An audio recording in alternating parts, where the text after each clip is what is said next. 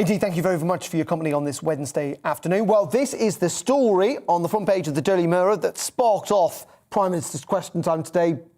Boris' party broke COVID rules, suggesting that around 30 to 40 people were said to have been crammed cheek by jowl in a party this time last year, last December, in Downing Street. Well, that dominated, as I said, PMQs. The Tories accused of breaking the rules, staff inside Downing Street. But fast forwarding to this year and the new variant, there is concern amongst hospitality bosses about how cancellations are harming pubs and restaurants in the run-up to Christmas. But let's focus on that big debate in Parliament. Keir Starmer having a go at the Prime Minister. The Prime Minister not exactly denying that a gathering did take place in Number 10. Let's look at some of the highlights from today's Prime Minister's Questions in Parliament. As millions of people were locked down last year, was a Christmas party thrown in Downing Street for dozens of people on December the 18th? What I can tell the right honourable gentleman is that all guidance was followed completely during Number 10. And can I recommend to the right honourable gentleman that he does the same with his own Christmas party, which he's advertised for December the 15th, to which unaccountably he's failed to invite the deputy leader, Mr. Speaker. Nice try, but that won't work. Mr. Speaker, the defence seems to be no rules were broken. Well, I've got the rules that were in place at the time Prime Minister of this party. They're very clear, Mr. Speaker. You must not have a work Christmas lunch or party. The important thing to do, Mr. Speaker, is not only to follow the guidance which we have set out, but also when it comes to dealing with the Omicron variant, to make sure that, as we've said, that you wear a mask on public transport and in shops, Mr. Speaker, and that you self-isolate if you come into contact with somebody who has Omicron, Mr. Speaker. And above all, what we're doing is strengthening our measures at the borders, but particularly, and I think this would be very valuable for everybody to hear, get your booster, Mr. Speaker. I know the right honourable gentleman is eligible for his booster. I'm not going to ask him, Mr. Speaker, since I'm forbidden to ask him questions, but I hope very much that he's had it. Well, I can tell the Prime Minister I've had mine. Keir Starmer. We're asking the country to follow the rules. Yep. Now, the Prime Minister doesn't deny there was a Downing Street Christmas party last year. He's not denied it. He says no rules were broken.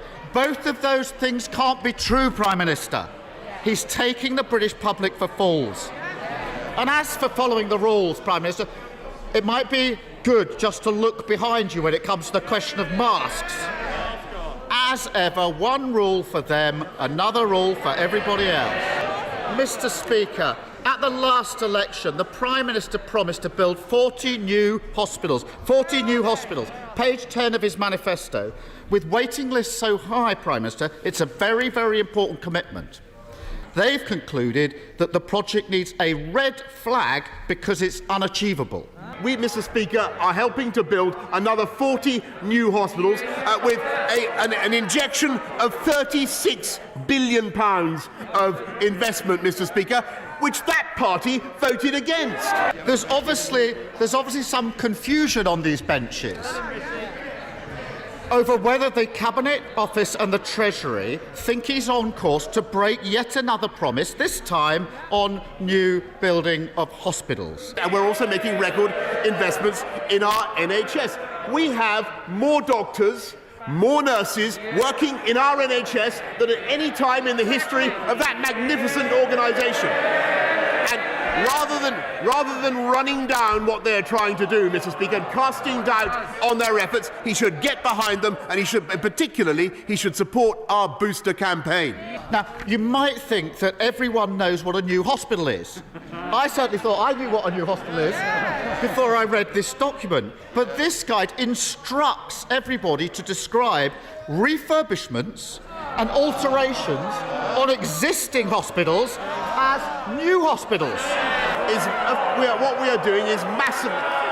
You rebuild hospitals, and that is what we have said for the last 2.5 years, Mr. Speaker. It is the biggest programme of hospital building this country has ever undertaken. It's being made possible by this people's government, and it's in addition to what we're doing with the community diagnostics hubs, Mr. Speaker, and it's in addition to what we're doing in investing in our NHS. And I said it once, but I'll say it again. They had the opportunity to vote for that 36 billion. They turned it down, Mr. Speaker. And no wonder so many Tory donors paid so much for that wallpaper last year. It probably told me it's building a new flat. It's the same old story from this Prime Minister, week in, week out, defending the indefensible and broken promises.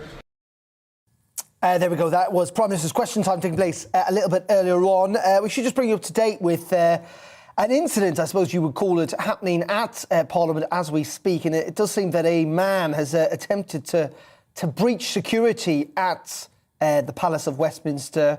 According to my colleagues in the lobby, the political journalists based there in Parliament say that a man has cycled through security gates at Parliament, but is now being pinned down inside the secure zone by police. Looking at some of the pictures involved in this, it seems that the man is on the ground inside the parliamentary estate with armed police surrounding him. Not entirely sure that it is a significant incident of any sort. It seems the man attempted to breach that security cordon and was quite quickly apprehended by the police. But we'll bring you more details on that as soon as we get it. It does seem to have happened in the last 10 minutes or so.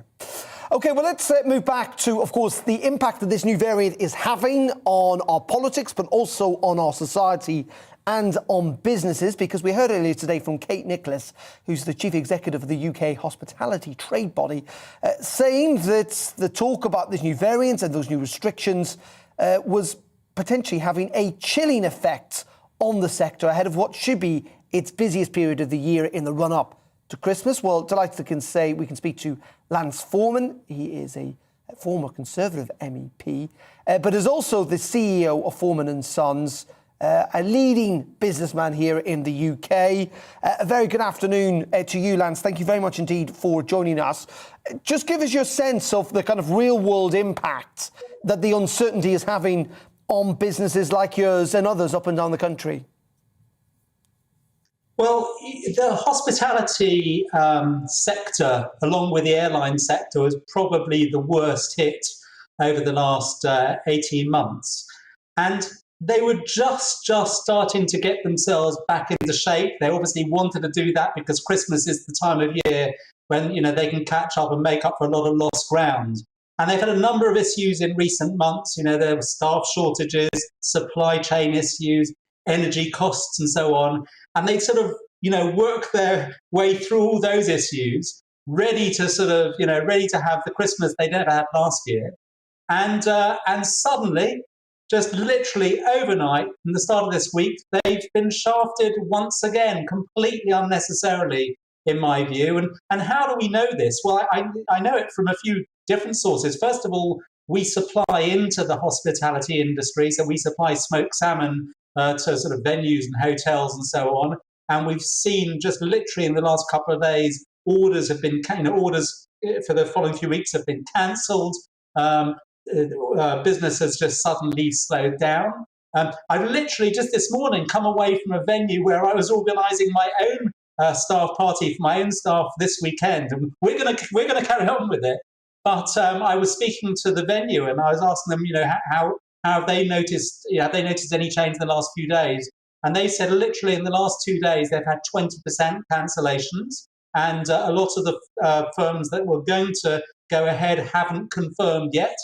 And then a professional services firm that we deal with, I was talking to yesterday, they told me that they've just literally cancelled their staff party for 150 staff, and instead they're just going to be giving their staff Christmas hampers, which is actually okay for us because we do hampers as well as supplying the hospitality industry. But, you know, this is really not great. You know, it didn't need to be like this. In saying that, Lance, you must understand, of course, the government are being very cautious in this regard, or being cautious, I should say. Do you understand that they're doing this because what they don't want to do potentially is to let things get out of control and then have to lock everything back down again, which would be significantly worse for your industry and others? Look, well, there's a few things I would say. First of all, what we've learned over the last 18 months is that lockdowns don't work. Masks don't appear to work either. There are studies showing, some studies showing they do, some studies showing they don't. The only thing that we know works is vaccines. So, Germany had some of the strongest sort of, controls on masks and vaccines, and they're one of the worst hit at the moment. Britain, on the other hand, has been absolutely magnificent at getting people jabs, and we've got, we're in the strongest position in Europe at the moment. So those things that don't really work. But I'll tell you what has confused people, and particularly confused business, and that is that when the government announces that you need to wear a mask to go into Tesco, but you don't need to wear a mask to go to a disco for your Christmas Star party, people sort of question that. They think, well, maybe this is worse than they're making out, or it's not. And big corporate firms aren't going to want to take risks with their staff. The South Africa has said that this is not a concern at all. All of the evidence that they have at the moment for people that have the Omicron virus are suffering very, very mildly. You don't have to panic. The government's messaging was confusing, but the media don't need to create extra panic on this. We just, it's like the fuel crisis. There was no fuel crisis, but talking about it made people panic and made people go out there. Panic itself can be very, very damaging. We're based in East London, and in Bethnal Green during World War II, they had the worst civilian disaster in Britain during World War II, not because of bombs or whatever. It was panic. People thought they heard a bomb. It wasn't a bomb at all. They rushed into a shelter. 173 people died in that from panic. Media need to take more responsibility and not start spreading news until they know there is, proper news to spread. Yeah, but I don't know who's panicking. I don't know anyone who's panicking. I think people are clearly trying to make risk assessments about something they do not know about. There's uncertainty out there, clearly. Being cautious is different from panicking, I would suggest. Well, the caution is distraught. The caution is distraught. It's really hurting the hospitality industry, and there's no need for it. Firms are panicking because they're stopping their events, which they don't need to. There's no evidence whatsoever. There's actually zero evidence at the moment that Omicron is worse than what we have at the moment. It's not as bad as what is out there at the moment. Well, the point is we don't know that. That's the whole point. We don't know what's going to happen tomorrow. Every year there are hundreds, maybe thousands of terrorist plots in the UK. If the police told us of every single one, we'd be in absolute. Like everything in life, they don't release the information until the evidence is there. Lance, we're going to have to end it there because we have run out of time. But I mean, the honest answer is that, of course, the government would argue that they're taking these precautions, these limited precautions, it must be said, because there is uncertainty out there, and that ultimately they don't want to end up back in a lockdown. But appreciate your views and your time, as always. Thank you very much indeed for joining us. The view there of one business person who's concerned clearly about what is happening and potentially, of course, the impact it is having on the hospitality industry. OK, we're going to pause there on GB News. We're going to take a quick break. Coming up after the break, we're going to be in Sidcup and Bexley in South East London, looking ahead to that by-election tomorrow. Also looking at cancer rates and indeed people not referring themselves because of the impact of the pandemic. Real concern about that health impact on the NHS. But before all that, let's take a quick break with the weather from the Met Office on this Wednesday afternoon. It's time to remind ourselves there's always another winter. Canary Islands sponsors the weather. Hello again. Things turning cold out there. Overnight tonight there'll be a fairly extensive frost and where we've got showers that could lead to things being fairly icy, and some spots may even wake up to a covering of snow. Low pressure clearing away but opening the door to cold air driving south from the Arctic, and these little weather features will bring a mixture of rain, sleet and snow, one in the east and one in the west. Initially, though, we have rain covering parts of the south. That will clear through, and then we'll see clearing skies. The showers turning more and more wintry over northern Scotland and some across eastern England, so you could wake up to a covering here. And also through parts of Wales, a mixture of rain, sleet and snow. Wherever we've got showers with temperatures down close to freezing, well below in rural areas, that could lead to some icy conditions. So we do have Met Office yellow warnings in place through the night and for Thursday morning's rush hour, covering eastern England, northern Scotland, Wales and the southwest. And in any of these areas, there is the likelihood of some snow showers for a time as well. Snow itself not expected to build up, but it's just an extra hazard to be aware of. That wintry mix of rain, sleet and snow clears from the southwest. The showers fade in the east, and for most, it's a fine sunny day tomorrow, but it will be cold. However, the winds won't be as strong tomorrow, so perhaps it won't feel quite as cold as it does out there today.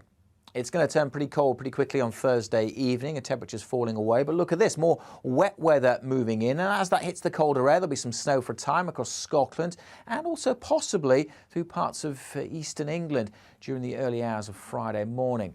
Any snow early on will turn back to rain, however, and then it's a mostly grey day across the south on Friday, with rain clearing before more rain comes into the southwest. Much of the northern half of the UK, though, looks dry and fine on Friday with some sunny spells and temperatures here 8-9 degrees, but in the south we're back milder again, back up to double digits. Bye for now. Canary Islands sponsors the weather.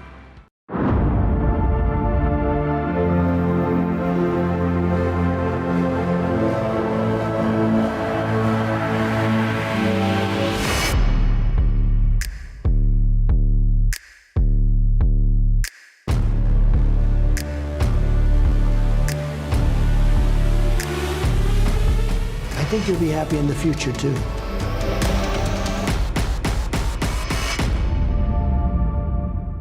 You're watching GB News live across the UK and the world on our digital stream. GB News is Britain's news channel. We are the UK's home of discussion and debate from all perspectives. We are here for you. Don't forget to join our YouTube community by clicking on that subscribe button. And if you want the GB News app, you can click and catch up on programmes anytime. We love to hear from you, so email us. gbviews@gbnews.uk. Thanks for being part of the GB News family. My name is Andrew Doyle. Join me every Sunday evening at 7 p.m. for Free Speech Nation. This is a show where we address current affairs and news stories of the week with the help of two wonderful comedian panellists. I brought in comics because I want to give it a lighter edge, and also they work for less. See you there.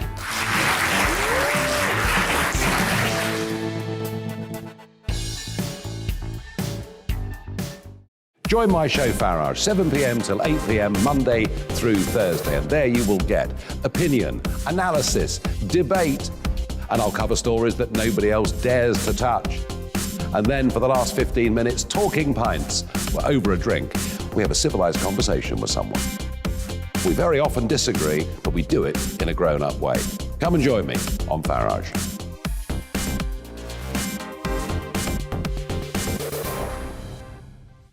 I'm Colin Brazier. I've reported from more than 70 countries around the world, covered wars from Afghanistan to Iraq, from Lebanon to the Balkans. I'm trying to bring that experience, that feel for events, to the studio. And something else, I'm ready to give an opinion. Today's stories with a spark. Brazier from 8 p.m. weekdays on GB News. Join us for the Political Correction. We're here every Sunday to correct politics and put you, the people, back in charge. We talk about all areas of the United Kingdom, including Northern Ireland. Our debate goes way beyond the Westminster Village. It's about the real country. It's about your opinion. So please, we want you to tell us what you think. This is the Political Correction. Every Sunday morning from 10 a.m. here on GB News.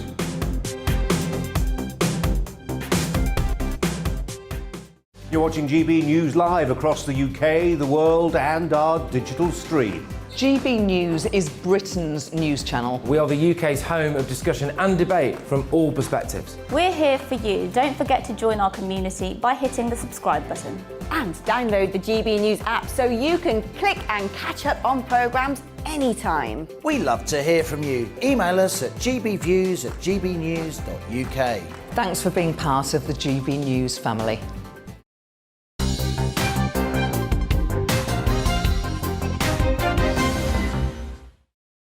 Welcome back to the briefing here on GB News. The time coming up to 3:30. We'll just take you back to Parliament. You may remember I was talking about this just before the break. MPs, of course, in the chamber today discussing finance bills, as you can see. But outside of the chamber, on the perimeter of Parliament, there seemed to be a security breach this afternoon. We believe that an unknown cyclist has managed to slip by the police at the main entrance to the Palace of Westminster to get into the grounds of Parliament, but that he was quickly wrestled to the ground, we believe, by armed police, who certainly on images that we've seen had the guns trained on this guy that they've now got pinned to the ground. As I say, it does seem that he managed to get in through that perimeter fence, that main entrance into the Palace of Westminster. Looks like a pretty major security breach this afternoon, though the man, I think, was quickly wrestled to the ground and the guns were trained on him. We haven't really got many more details at this stage, but we will bring you them as soon as we can. Well, let's go to inside Parliament as well, because we are talking about, of course, those coronavirus restrictions that were voted on yesterday by MPs came into force, and we're joined by Henry Smith, who is one such MP, a Conservative MP. He actually voted against the reintroduction of self-isolation among the Conservative rebels. I assume, just Henry, before we can talk to you, you don't know very much about this incident, I assume, outside where you are now? I'm afraid I can't be a very helpful roving reporter. I'm unaware of it until you broke the news, so I apologise. Absolutely. No, not at all. Not at all. We just thought we'd check in. Just explain to us, because you voted for the introduction, I believe, of mandatory mask wearing, but against self-isolation. Why was that? Well, on masks, they're not pleasant, but there are lots of exceptions for people who have good reason not to wear them.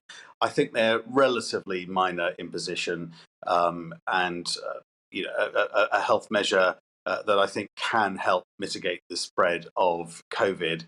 But what I was much more concerned about was this idea that people would be having to isolate, even on the suggestion that they may have been in contact with somebody with COVID-19. So not even on necessarily the result of a positive test. And that is essentially is like a rolling lockdown.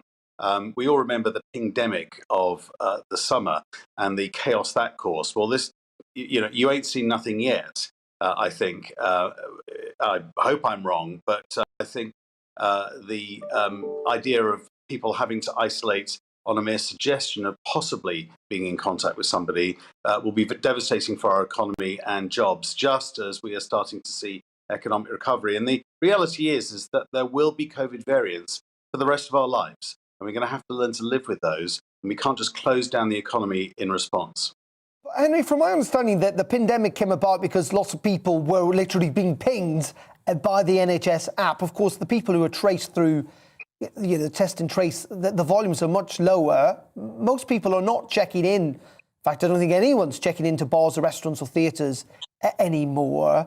I'm not entirely sure how you think large numbers of people are going to get pinged, unless they just do it voluntarily.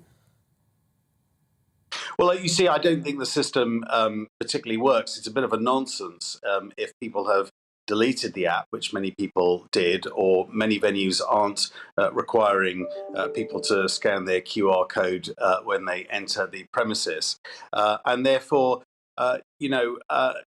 the suggestion that this system will work, I don't think it stands up. And the thing I'm really concerned about is that people could be asked to self-isolate even without a positive PCR test. And I just think that that is hugely disruptive to our economy and to employment. And actually, I think there are civil liberties implications of that as well.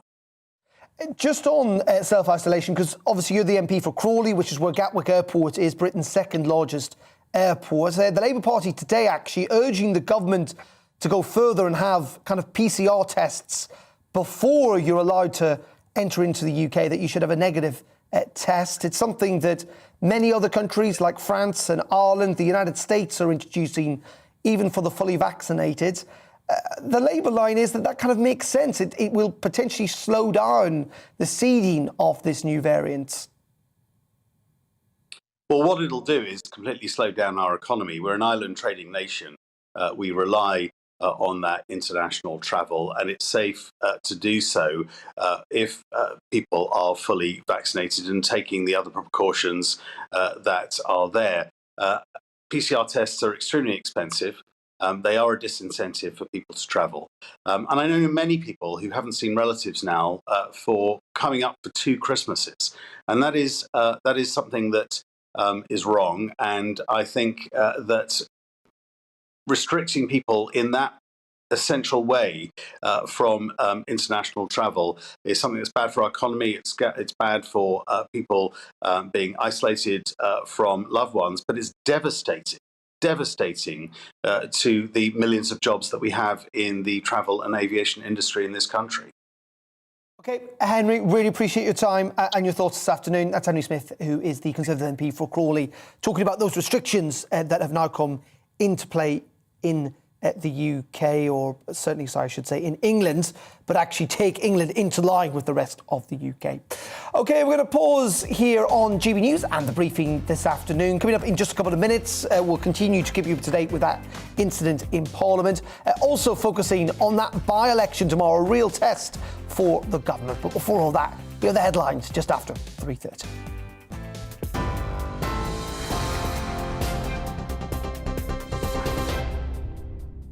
Hello, I'm Tamsin Roberts. Here are the latest headlines. The Labour leader, Sir Keir Starmer, has told the Commons the Prime Minister has failed to deliver on NHS targets after promising to build 40 new hospitals. He also says Mr Johnson broke the rules during last year's lockdown when he threw a Christmas party at Downing Street, accusing him of defending the indefensible. But Boris Johnson has defended and denied his key hospital building programme is unachievable. Spain and France are tightening restrictions for travellers from the UK. British visitors to Spain now have to show a COVID-19 certificate or prove they've had a negative PCR test taken 3 days before they arrive. The measures will remain in force until the 31st of December. Heathrow Airport has reopened Terminal 4 as a processing area for arrivals from red list countries. The airport says it'll keep passengers arriving from destinations on the high-risk list away from other travellers. The red list has been reintroduced with 10 African countries added. Footage has been released of Arsenal defender Gabriel fighting off armed robbers at his home in London. One of the attackers, 26-year-old Abdi Muse, was armed with a baseball bat. He was later arrested and jailed for 5 years. Former British #1 Johanna Konta has announced her retirement from professional tennis. The 30-year-old has struggled with a knee problem over the past couple of years and slipped to 113 in the rankings. She says she's grateful for the career she's had. Well, that's all for now. We'll have a full update for you at the top of the hour.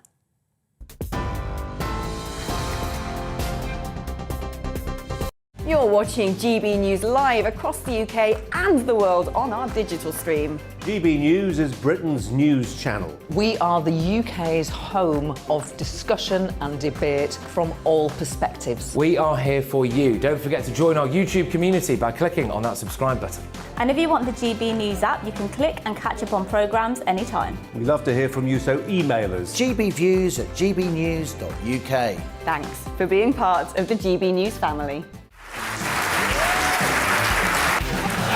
My name is Andrew Doyle.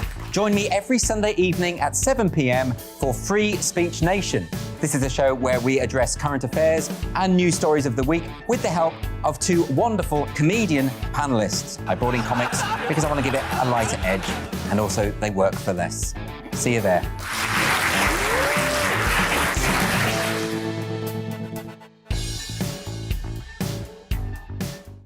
Join my show Farage, 7 p.m. till 8 p.m. Monday through Thursday, and there you will get opinion, analysis, debate, and I'll cover stories that nobody else dares to touch. And then for the last 15 minutes, talking pints. We're over a drink. We have a civilized conversation with someone. We very often disagree, but we do it in a grown-up way. Come and join me on Farage.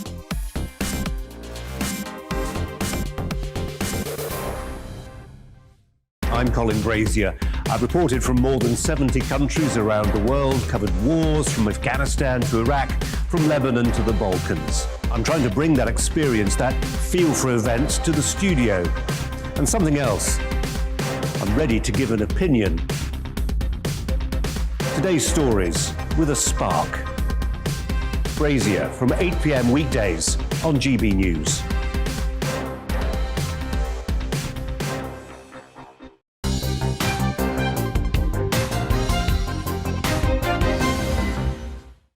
Very welcome back to the briefing here on GB News, 20 minutes to 4 o'clock. Let's just bring you up to date with that incident we were talking about in Parliament a little earlier. It seems that a man somewhat kind of broken through the security cordon there on a bicycle through the main gates. MPs obviously still in the chamber carrying on as they are. We don't think it's a major incident, but it does seem that the cyclist managed to get through those gates, but was quickly pinned down by armed police. I think we might have an image of what happened there. The suspect, as I say, very quickly pinned down by police. He was wearing a woolly hat, jeans and trainers, and the police had their guns trained at him. He managed to get through the front gate of Parliament. But as I say, it does appear that the police reacted pretty quickly and that the incident, it doesn't seem very serious, but it does seem like it is a security lapse. If there are any more details, we will bring it up to date with that as soon as it happens. OK, well, let's move on, because voters in the South East London constituency of Bexley and Sidcup will be going to the polls tomorrow to choose a replacement for the late Tory MP James Brokenshire, who died, of course, in October, very sadly, from lung cancer, only the age of 53. Now, sleaze is a major theme, and the Tory candidate initially said he would keep his second job. However, he apparently very quickly changed his tune on that. It promises to be a major test for the government, and we can now speak to local journalist Aaron Henley, who is the editor and the head of content of NewsQuest Sussex and South London. Very good afternoon to you, Aaron. Thank you very much indeed for joining us. I suppose, give us your sense of what you think the main kind of topics are. The Labour Party keeps saying it's all about sleaze. Is that your sense, or are people concerned about other issues as well? That's absolutely what Labour are campaigning on from when we've been out on the street. And, the Tories have brought this on themselves, really. When they came down, Boris came down to see our reporter, Ewan. Ewan specifically asked Louis French about this second job, quite soon after the Owen Paterson incident. And he said he would have to talk to his employer because he works in finance and investments. And Boris Johnson was there with him and backed him up and said, we support the fact that politicians have had other jobs for many, many years, and it would be a bad, he simply said it would be a negative move to move to full-time politicians because you need to have experience in other industries. But then within 3 days, we were contacted again, saying, to be clear, he said he would talk to his employer because he definitely would not have a second job should he win. So that brought the focus to back to the sort of sleaze and sort of fed into Labour's hands here. Now, James Brokenshire was hugely popular at the MP that tragically died of cancer and led to this by-election. It's been a safe blue seat since it was created in the 1980s. Edward Heath, Derek Conway and James Brokenshire now. And so it would be, like you said, Darren, a massive, massive deal if the Tories lost this seat. And that's probably why Boris Johnson came down. They've always come down to speak to the news shop reporters.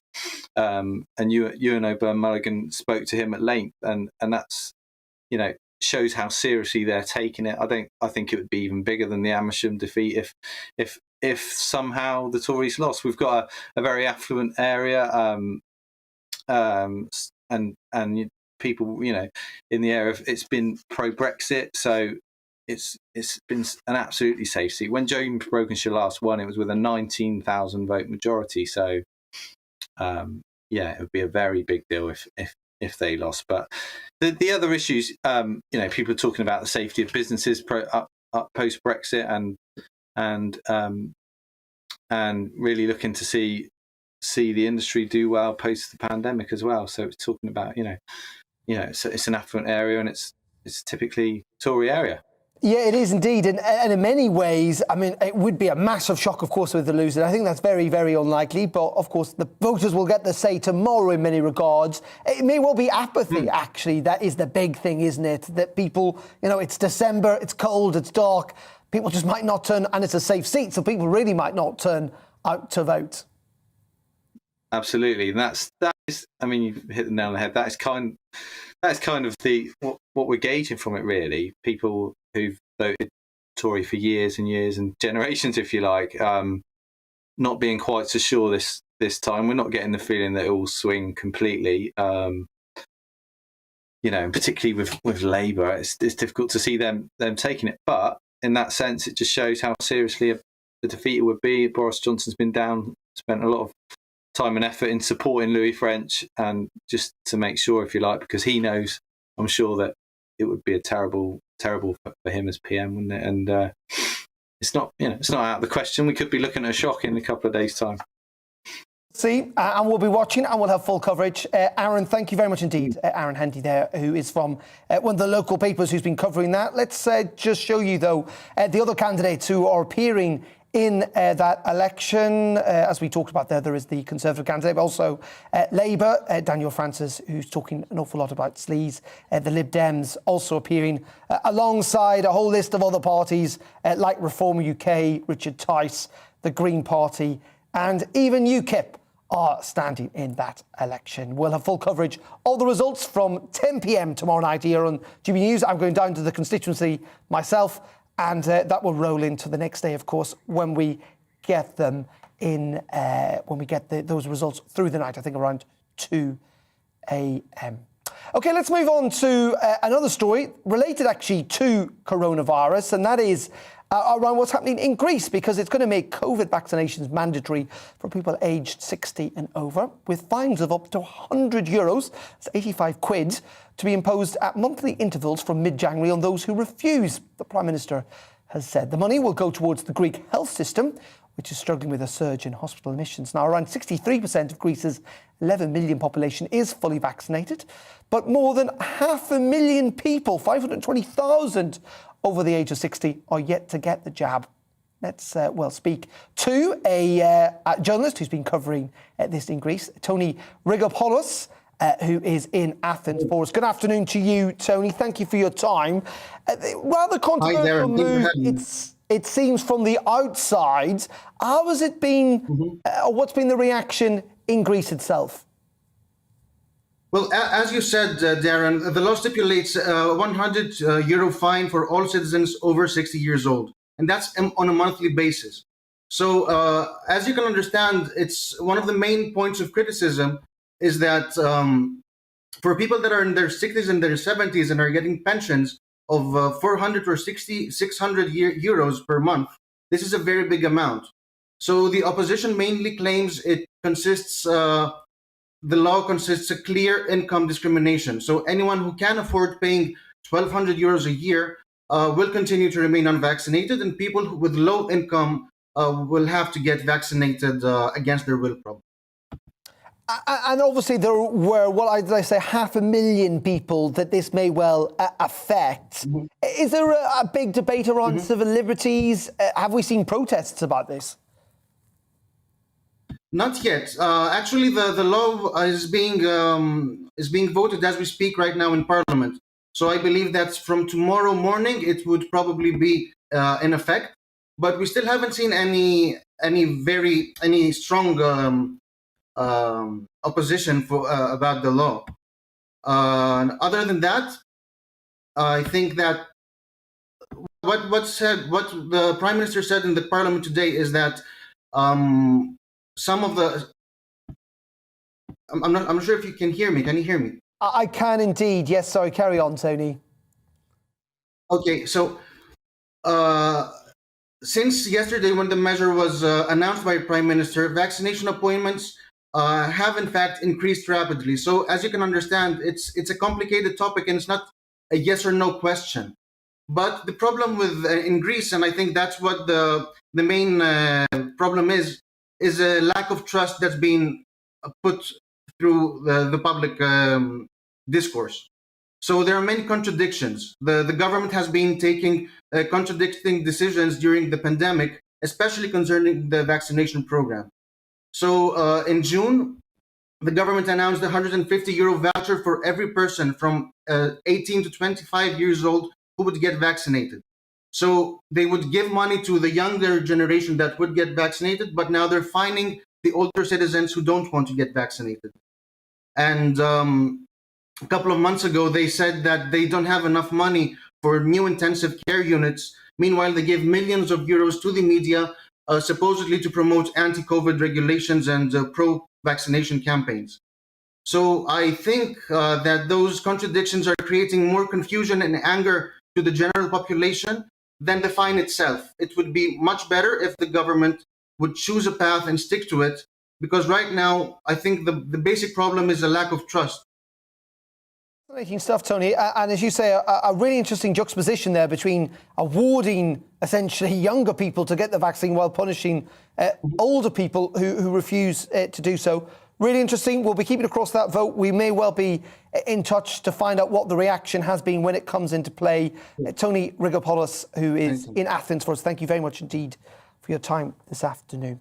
Let's return home, because there is this big debate, isn't there, that we saw Prime Minister's Question Time about Christmas and whether it should be cancelled or not, whether you can attend parties, whether the Prime Minister may have broken the rules last year about attending a gathering in Downing Street. And we had that somewhat mixed advice, it does seem, yesterday from medics who were saying that maybe you should be a bit more cautious about your social gatherings. The politicians say, no, keep doing what you're doing. Well, to discuss all of this, we've got Matthew Leach, who's the head of research at the Adam Smith Institute, and journalist and broadcaster Sam Dowler. Very good afternoon to you, gentlemen. Thank you very much indeed for joining us. Let's start with you, Sam. First of all, do we care about Boris Johnson and whether he had a gathering in Downing Street last year, considering we've got an awful lot on our plate this year?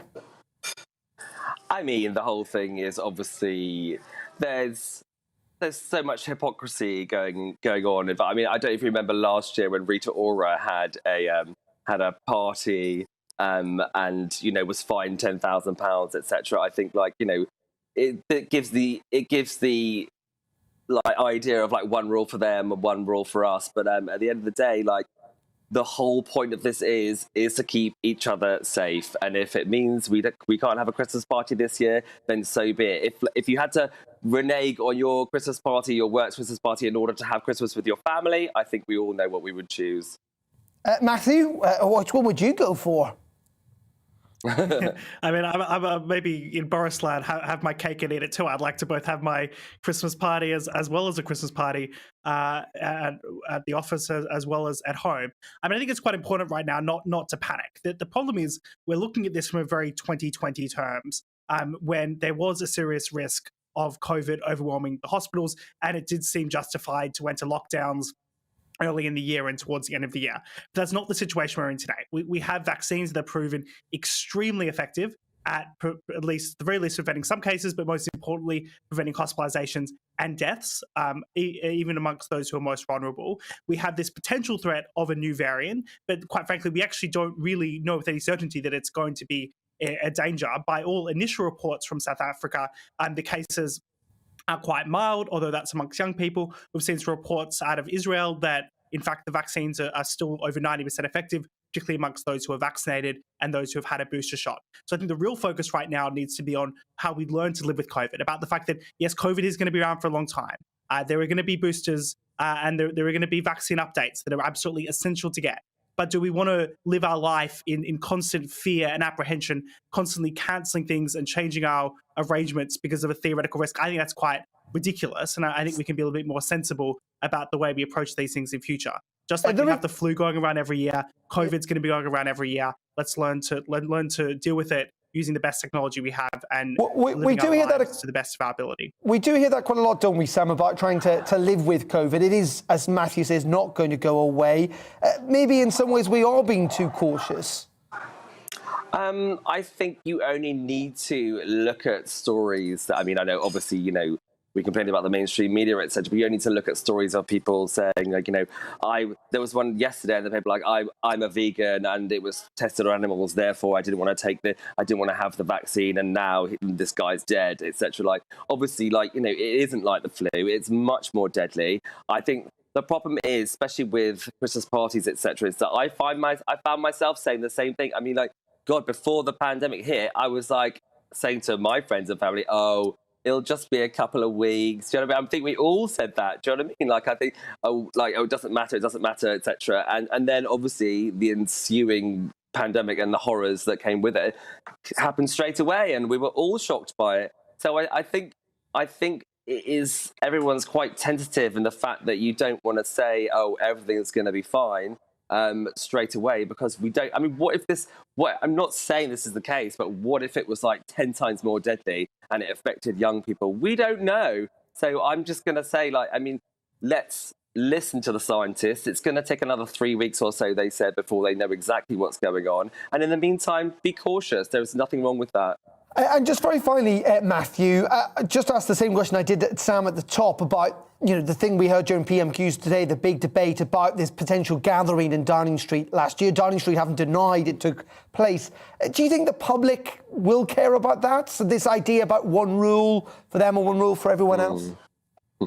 Yeah, look, I think hypocrisy is always an issue with politicians. Whether people are going to get particularly obsessed about something that happened 12 months ago that may or may not have broken the rules, depending on your particular interpretation of it at the time, doesn't seem to me what the central policy issues here. I'd really like to see more questions about how quickly are we going to get out boosters, how many people are we going to get boosted, what are the government's procurement for vaccine updates? We don't want to be locking down again. So if there is a more dangerous COVID variant, whether it is Omicron or a future variant, how long is it going to take the government to ensure that there are proper tests? Do we use human challenge trials?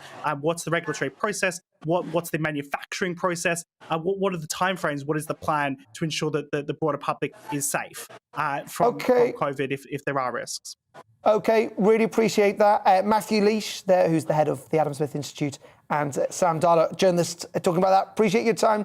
Thank you very much this afternoon. Just to bring you quickly up to date with that story, we've been talking about the incident in Parliament. The Met Office have said that they did look into this about whether it was an incident, and the police are saying that they're on suspicion, or there has been suspicion of trespassing on the parliamentary site. Arrest has been made, but it's not terror related. So that the incident happened at 3 o'clock this afternoon, and we can see that on screen, that the incident took place at 3. A man seems to have been arrested, but was not terror related. Okay, that is it for the briefing this afternoon. Thank you for watching. We're back tomorrow. Alex is up next. It's time to remind ourselves there's always another winter. Canary Islands sponsors the weather. Hello again. Things turning cold out there. Overnight tonight, there'll be a fairly extensive frost, and where we've got showers, that could lead to things being fairly icy, and some spots may even wake up to a covering of snow. Low pressure clearing away, but opening the door to cold air driving south from the Arctic. And these little weather features will bring a mixture of rain, sleet and snow, one in the east and one in the west. Initially, though, we have rain covering parts of the south. That will clear through, and then we'll see clearing skies. The showers turning more and more wintry over northern Scotland and some across eastern England, so you could wake up to a covering here. And also through parts of Wales, a mixture of rain, sleet and snow.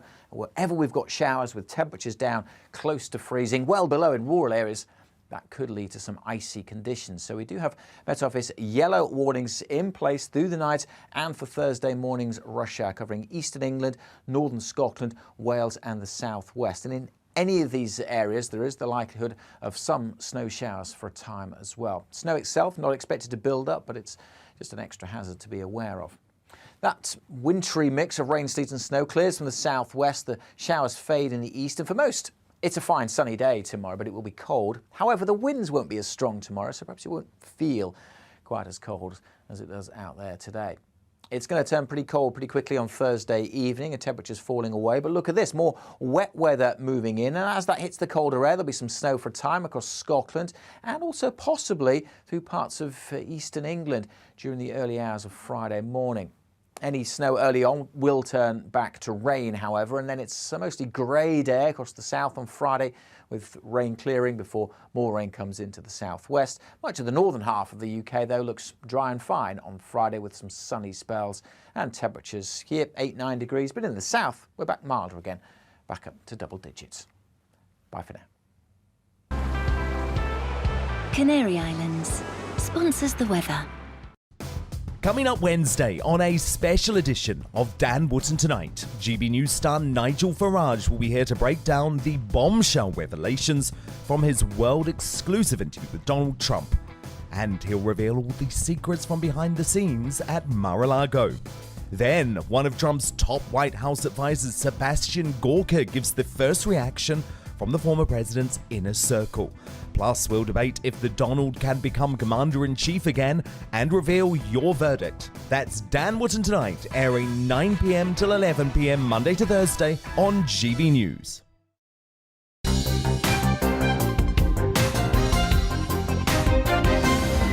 You're watching GB News live across the UK and the world on our digital stream. GB News is Britain's news channel. We are the UK's home of discussion and debate from all perspectives. We are here for you. Don't forget to join our YouTube community by clicking on that subscribe button.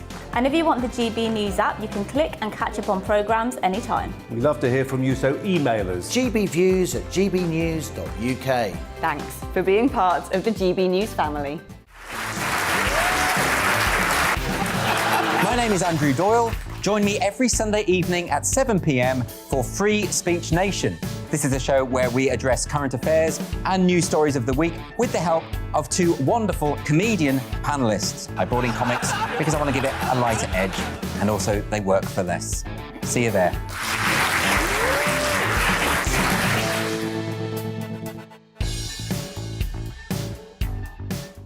Join my show Farage, 7 p.m. till 8 p.m. Monday through Thursday. And there you will get opinion, analysis, debate, and I'll cover stories that nobody else dares to touch.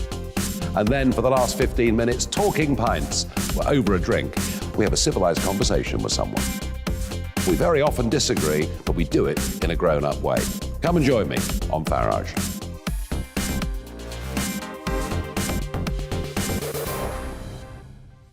I'm Colin Brazier.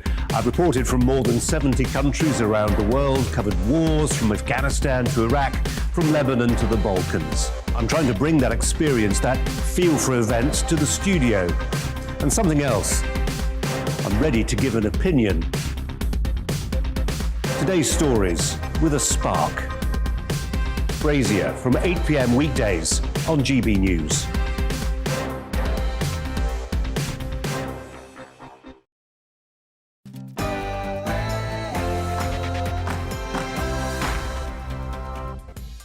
Hello and welcome to the afternoon agenda on GB News with me, Alex Phillips.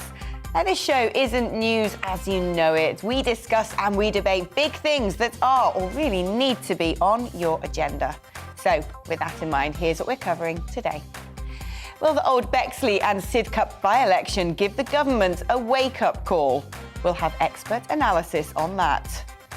The French call for a British centre in Calais to process asylum seekers. Is it a case of passing the buck? Will it attract more people to try to get into Britain? And it may not be on the agenda of traditional news outlets today, but we really need to talk about spiking. Are we taking women's concerns seriously enough? That's the agenda for the next hour. What's on yours? You can email me, gbviews@gbnews.uk, or tweet me at gbnews. But first, it's time for the news headlines.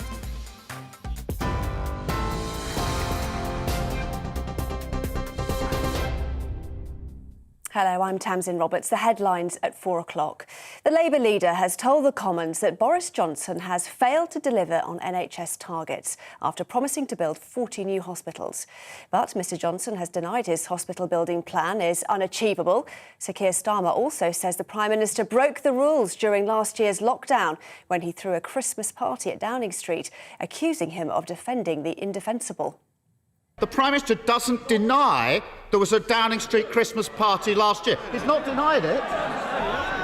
He says no rules were broken. Both of those things can't be true, Prime Minister. He's taking the British public for fools. And as for following the rules, Prime Minister, it might be good just to look behind you when it comes to the question of masks. As ever, one rule for them, another rule for everybody else. Mr. Speaker, what I can tell the right honourable gentleman is that all guidance was followed completely during Number 10. And can I recommend to the right honourable gentleman that he does the same with his own Christmas party, which he's advertised for December the 15th, to which unaccountably he's failed to invite the deputy leader, Mr. Speaker. The Prime Minister was keen to switch the focus to the vaccine programme, which will see all adults offered a booster jab by the end of January. But Labour says more needs to be done to prevent the variant from entering the country.